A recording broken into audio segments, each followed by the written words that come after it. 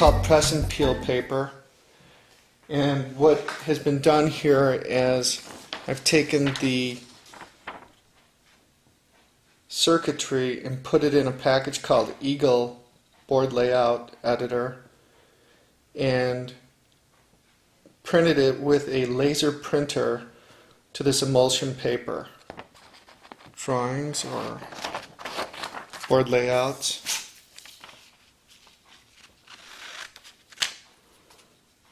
Okay, so here's one. The idea is to take this diagram and place it on some of this copper-clad circuit board material. So we're going to cut an area out of this larger piece of copper. To cut the copper-clad material, we're going to use a coping saw. This is actually a jeweler's saw, so it's got a very fine blade on it.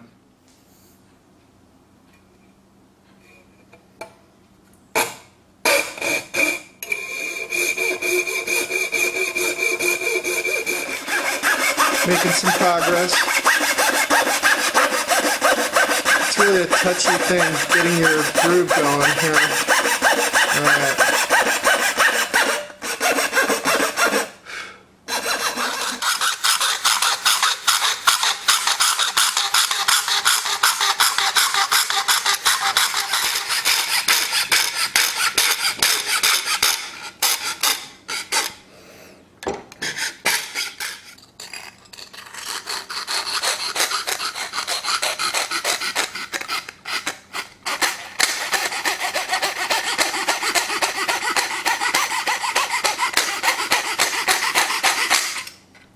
There we have it. So here's our emulsion paper, the press and peel, and here's our copper clad PCB material. So we want to somehow get this onto here. So let's get this surface cleaned up before we begin. I've got some very fine steel wool here, and I'm going to just shine up the surface of this to get rid of any remaining oxidation or markings that I might have. So the copper's been cleaned up with the steel wool. We have our board layout on our peel and press material. So the next step is to transfer the image from here onto the board. So to do that, since the material is called peel and press, you're probably not surprised to learn that we're going to use an iron to press it onto the copper. And I've got it set at about polyester. The idea is to get the temperature of the iron somewhere between 275 degrees and 325 degrees Fahrenheit.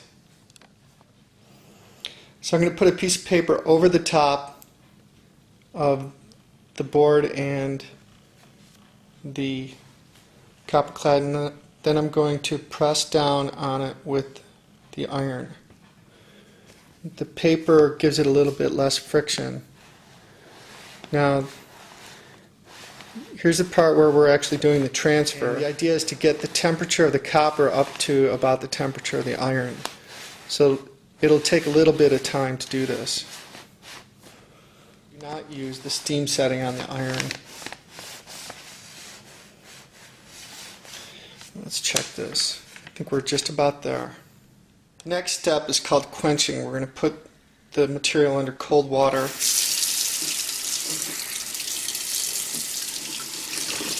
And then we peel it off. And here's the beginning of a PCB. Okay, so the next part, we're going to be drilling holes into the material with this Dremel bit. It's a 63 or a 57. It's a very small drill bit.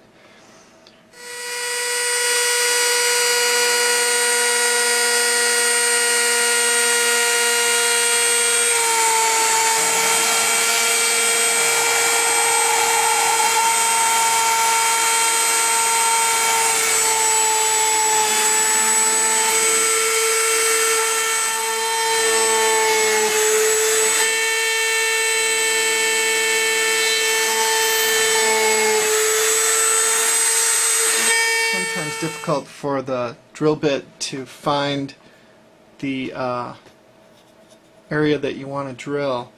So by using a punch like this, we can give it a little hint.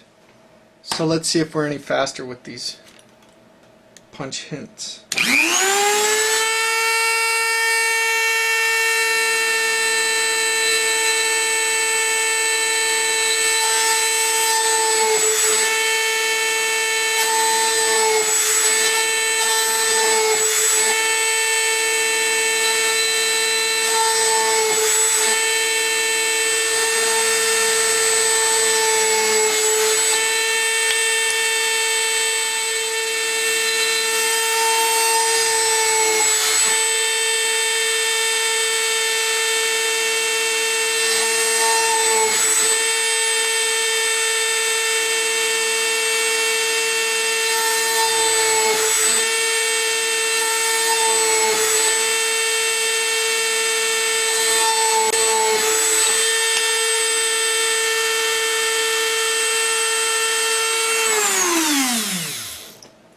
I think that's all of them. So the next part is the etching part. This is where we're going to place our copper into a solution of ferric chloride, which is a very corrosive substance. And to protect myself, I've got some goggles and some rubber gloves. So the ferric chloride apparently works a little bit better if it's in a warm solution. So I've got a porcelain bowl sitting in a pool of water on top of a frying pan on my stove. So I'm going to pour ferric chloride into the bowl.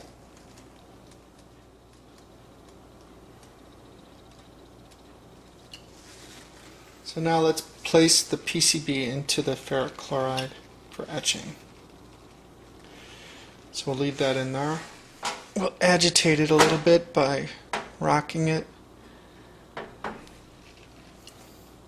Let's see how it's going. Okay, it looks pretty decently done. So let's rinse it off. Let's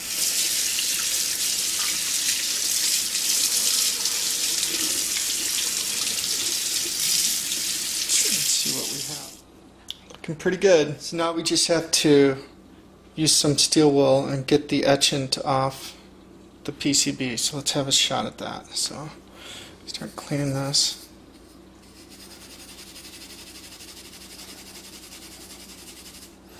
You can see it exposes the copper, which is our circuitry.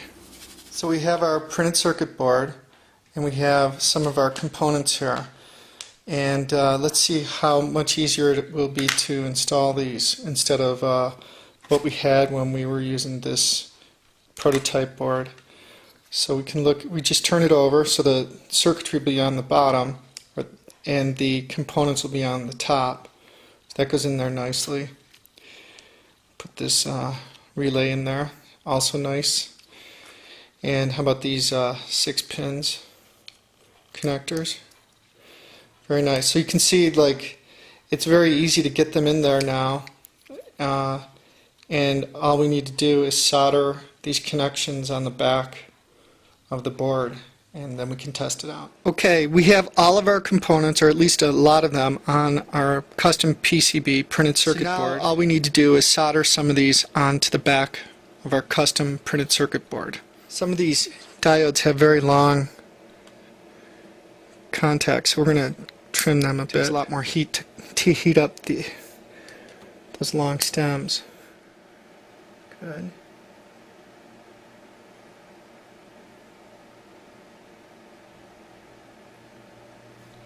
Okay, so take a little bit of time. Great, so we've soldered a number of these pins, and we have some trails that need to be modified.